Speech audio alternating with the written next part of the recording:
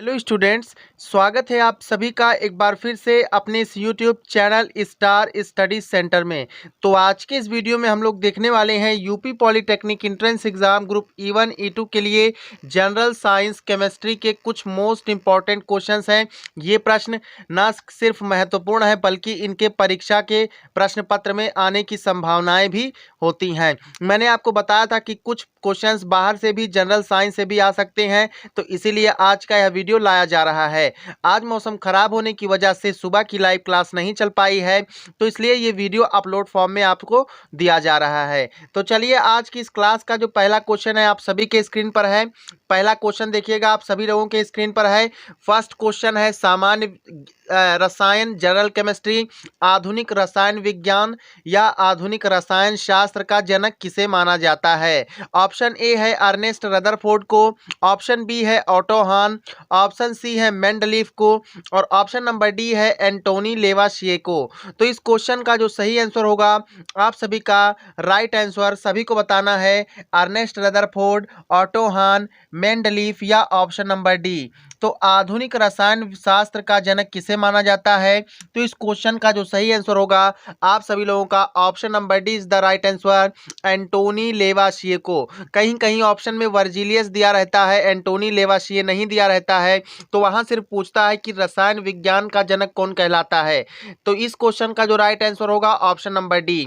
Second question है द्रव्य की अवस्थाओं की अधिकतम संख्या क्या है। द्रव्य की अधिकतम संख्या, द्रव्य की अवस्थाएं अधिकतम कितनी हो सकती हैं।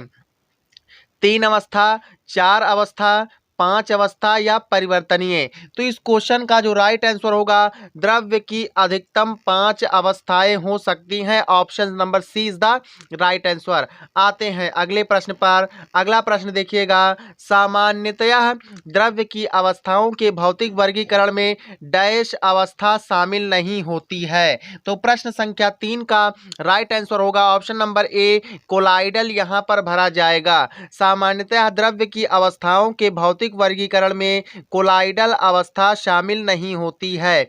आते हैं अगले प्रश्न पर। अगला प्रश्न देखेंगे, पदार्थ की उन अवस्थाओं में से, देखिए डैश पदार्थ की उन अवस्थाओं में से एक है जो बहुत ही कम घनत्व वाली गैस के अत्यंत कम तापमान के तहत ठंडा करके प्राप्त होती है। ये देखिए डैश का ऑप्शन करके क्वेश्चन पूछ सकता है, तो कौन सा ऑप्शन होगा, प्लाज्मा घनीभूत, प्लाज्मा या बोस आइंस्टीन घनीभूत या ऑप्शन नंबर डी गैस। तो चौथा का जो सही आंसर होगा आप सभी का option number C Bose Einstein घनीभूत।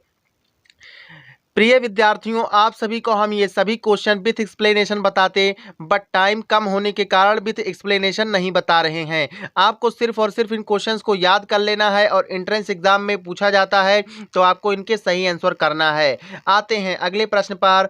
अगला प्रश्न है प्रश्न संख्या 5, विज्ञान के संदर्भ में निम्न में से कौन सा गुण मिश्रण का नहीं है। कौन सा गुण मिश्रण का नहीं है। मिक्सचर आप सभी लोग जानते हैं, तो देखिए इसकी संरचना नियत होती है, यह 2 या अधिक तत्वों अथवा यौगिकों द्वारा बनता है, इसे भौतिक तरीकों से अलग किया जा सकता है या किसी मिश्रण के घटक अपने गुणों को बनाए रखते हैं। तो इस क्वेश्चन का क्या सही होगा, निम्न में से कौन सा मिश्रण का गुण नहीं है। तो ऑप्शन बी एक गुण है, ऑप्शन सी भी एक गुण है, ऑप्शन डी भी एक गुण है। तो option number A is the right answer कि इसकी संरचना नियत नहीं रहती है। पांचवें का जो होगा option number A is the right answer. देखिएगा प्रश्न संख्या 5 था, प्रश्न संख्या 6 आप सभी के सामने है। छठवां देखेंगे, निम्नलिखित कथनों में से कौन सा कथन सत्य है। सत्य और असत्य कथन पर प्रश्न आ सकते हैं, इसलिए इसकी तैयारी आप लोग ध्यानपूर्वक कर लें।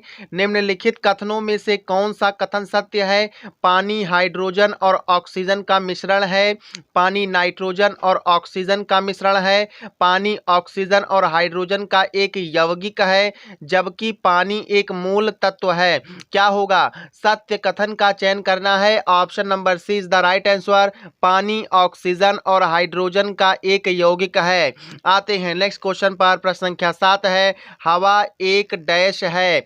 शुद्ध मिश्रण, यौगिकों का केवल मिश्रण या केवल तत्वों का मिश्रण या दोनों तत्वों व यौगिकों का मिश्रण। तो प्रश्न संख्या 7 का जो सही आंसर होगा option number D is the right answer, तत्वों व यौगिकों का मिश्रण होता है क्या हवा। आते आते हैं नेक्स्ट क्वेश्चन पर। अगला क्वेश्चन देखेंगे, आप सभी के स्क्रीन पर है प्रश्न संख्या 8। किसी तत्व का परमाणु भार ज्ञात करने के लिए निम्न में से किसके साथ उस तत्व के परमाणु भार की तुलना की जाती है? किसके साथ की जाती है? कार्बन के साथ की जाती है। प्रश्न संख्या 8 का option number D is the right answer. आते हैं अगले प्रश्न पर। अगला प्रश्न देखेंगे, प्रश्न संख्या 9। विश्व का प्रत्येक पदार्थ अत्यंत सूक्ष्म कणों से मिलकर बना हुआ है, यह सर्वप्रथम किसने बताया था? डाल्टन ने, कलाद ने, रदरफोर्ड ने या एवोग्रादो ने? तो इस क्वेश्चन का जो सही आंसर होगा आप सभी का option number B is the right answer. कलाद ने बताया कि विश्व का प्रत्येक पदार्थ अत्यंत सूक्ष्म कणों से मिलकर बना होता है। ठीक है, आते हैं नेक्स्ट क्वेश्चन पर। अगला क्वेश्चन देखेंगे, आप सभी के स्क्रीन पर है प्रश्न संख्या 10 है। निम्न में से कौन सा एक मिश्रण नहीं है? ऑप्शन ए है ग्रेफाइट, ऑप्शन बी है ग्लास या कांच, या फिर ऑप्शन नंबर सी है सॉइल मृदा, या ऑप्शन नंबर डी। तो कौन सा एक मिश्रण नहीं है? तो क्या होगा? प्रश्न संख्या 10 का राइट आंसर होगा ऑप्शन ए ग्रेफाइट। ये देखिए हमने सारे आंसर्स लिखे हैं। जब इसको आप पीडीएफ फॉर्म में प्राप्त करेंगे तो आपको जो है सरलता होगी। पीडीएफ प्राप्त करने के लिए आपको पीडीएफ प्राप्त करने के लिए क्या करना है अभी, लेकिन क्या है कि रिचार्ज वगैरह आदि का जो कॉस्ट होता है वो बढ़ जाने के कारण जो लोग चैनल की मेंबरशिप लेंगे RS 59 रुपये की मेंबरशिप लेंगे, सिर्फ उन्हें ही पीडीएफ दिया जाएगा। और उस एक्सेस को लेने के बाद मेंबरशिप को आपको लाइव क्लासेस एक्स्ट्रा और MCQ ऑनलाइन टेस्ट भी दिए जाएंगे। तो जो लोग लेंगे उनको पीडीएफ और MCQ टेस्ट प्रोवाइड करवाया जाएगा। 10 दिन की बात है, आप सभी लोग जिसको भी संभव हो वो ले लीजिए, क्योंकि फिर बाद में ऐसा ना हो कि आप पछताते रह जाएं कि हम एक्स्ट्रा और पढ़ाई कर लेते तो हमको एक अच्छा रैंक मिल जाता। चलिए खैर, ये तो बात की बात है। आते हैं नेक्स्ट क्वेश्चन पर। अगला क्वेश्चन आप सभी के स्क्रीन पर है, देखेंगे। निम्नलिखित में से किस विधि द्वारा जल की स्थायी कठोरता को दूर नहीं किया जा सकता है? धावन सोडा के साथ अभिक्रिया, कैल्गॉन की विधि, उबाल कर, आयन विनिमय विधि। तो क्या होगा राइट आंसर? प्रश्न संख्या 11 का राइट आंसर होगा निम्नलिखित में से किस विधि द्वारा जल की अस्थायी कठोरता को दूर नहीं किया जा सकता? उबालने की विधि द्वारा। ऑप्शन नंबर सी राइट है। आते हैं प्रश्न संख्या 12 पर। निम्न में से किसे हाइड्रोजनीकरण अभिक्रिया में उत्प्रेरक के रूप में प्रयोग किया जा सकता है? निम्न में से किसे हाइड्रोजनीकरण अभिक्रिया में उत्प्रेरक के रूप में प्रयोग किया जा सकता है?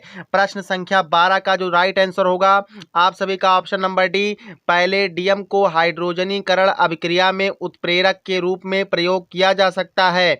आते हैं अगले क्वेश्चन पर। अगला क्वेश्चन देखेंगे, पटाखे का विस्फोट उदाहरण है वाष्पन का, दहन का, वर्षण का या फिर अपघटन का? तो प्रश्न संख्या 13 का जो सही आंसर होगा आप सभी का ऑप्शन नंबर बी, दहन का उदाहरण है। प्रश्न संख्या 14 है, घातक जहर साइनाइड का रासायनिक नाम क्या है? घातक जहर साइनाइड का रासायनिक नाम क्या है? बताएंगे सभी लोग, घातक जहर साइनाइड का रासायनिक नाम क्या है? प्रश्न संख्या 14 का option number D is the right answer, prussic acid है। घातक जहर साइनाइड का रासायनिक नाम प्रूसिक अम्ल या प्रूसिक एसिड है। आते हैं नेक्स्ट क्वेश्चन पर। अगला क्वेश्चन देखते हैं, पूछा गया है मूर्खों का सोना कौन कहलाती है? मूर्खों का सोना कौन कहलाती है या कहलाता है? तो ferrous sulphate, ferric chloride, ferric chloride, iron sulphide, cupric sulphate. तो चलिएगा इस क्वेश्चन का आंसर बताना है आप सभी को। प्रश्न संख्या 15, मूर्खों का सोना। प्रश्न संख्या 15, मूर्खों का सोना आयरन सल्फाइड को कहा जाता है। आयरन सल्फाइड मूर्खों का सोना कहलाती है। प्रश्न संख्या 16 देखेंगे, सबसे अधिक तन्य धातु है सोना, गोल्ड या चांदी या टंगस्टन या फिर आयरन? तो प्रश्न संख्या 16 का सबसे अधिक तन्य धातु क्या है? Option number A is the right answer, सोना। गोल्ड जो है सबसे अधिक तन्य धातु है, किनमें से? निम्नलिखित में से।